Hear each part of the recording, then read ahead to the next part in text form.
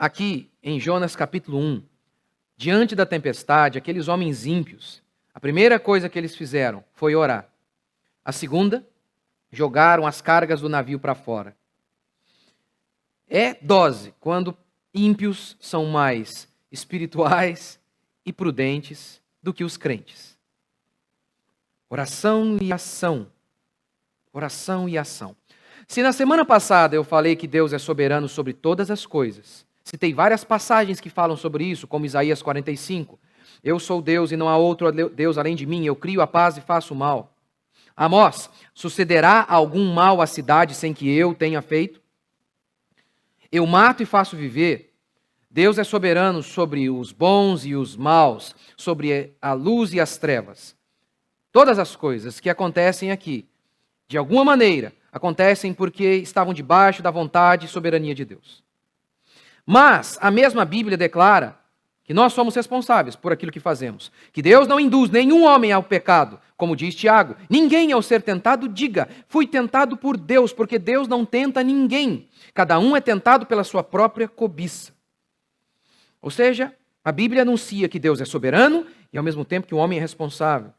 Nós devemos então orar por um trabalho, crer no milagre, mas isso não impede você de correr atrás e de fazer o máximo.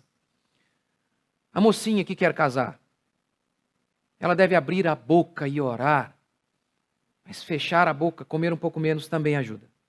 E muito. E muito.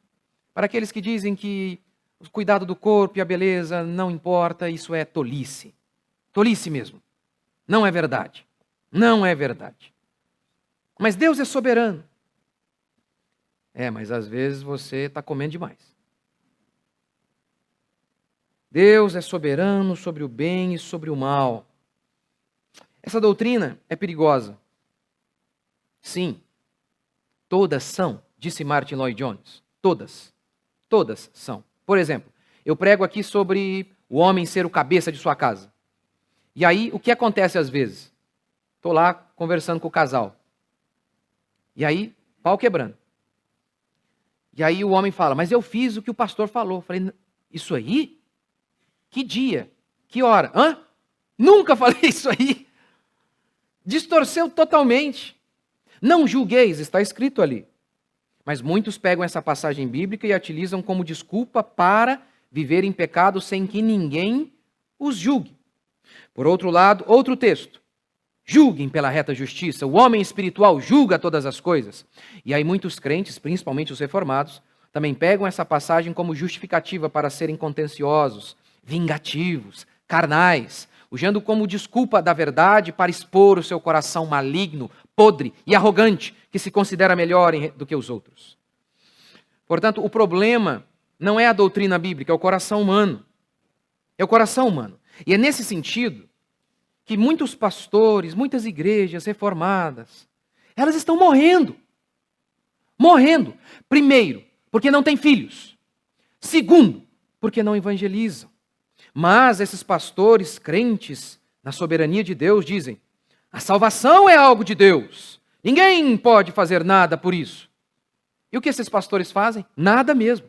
Acordam tarde, quase não leem, não visitam as pessoas, não se arrependem de seus pecados, não tentam melhorar a cada dia, são arrogantes. Aí você vai ao culto de uma igreja dessa. Como diria Hernandes Dias Lopes, reformado, olha, não tem coisa mais solene que um funeral. Não tem. É solene. Que coisa. Mas está morto. E aí, você vai num culto desse, que parece um funeral. Um funeral. Que a pregação é xoxa. É fraca mesmo. É fraca mesmo. Que as pessoas não têm um pingo de amor, mas nem para cumprimentar as pessoas que ali entram. O louvor é uma tragédia. Mas, ele diz, Deus é soberano. Não. É por isso que aqui só tem 10 pessoas. Ele, a mulher dele, os 2 cachorros e a sogra. Se a sogra não for, ele expulsa a sogra de casa. Não é. É o seu pecado. o que eu apliquei em relação a igrejas, você pode aplicar na sua também. Nós devemos fazer o que Paulo fez. Pela graça sou o que sou, e a sua graça que me foi concedida não se tornou vã. Antes, trabalhei muito mais do que todos eles. Se muitos se utilizam da graça como desculpa para pecar, Paulo faz o oposto. É por conta da graça dele que eu tenho ânimo. É interessante esse papinho de dizer, Deus é soberano, isso vai levar ao pecado. Mentira. Deus é soberano, isso vai levar à preguiça espiritual, ninguém vai evangelizar. Então explica para mim como os calvinistas levaram o evangelho para todo mundo. Como eles pregaram em todo mundo? Explica para mim. Mudaram a história de vários países. Explica para mim. Se você acha que a soberania leva à preguiça, à falta de ação, é porque você não a entendeu. E eu lhe explico com um exemplo.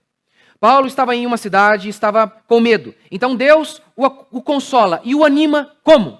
Com a doutrina da soberania e da predestinação. A predestinação vai levar as pessoas a não pregar? Pelo contrário. Deus fala assim para Paulo, Paulo, ânimo, porque eu tenho muitos eleitos aí nessa cidade.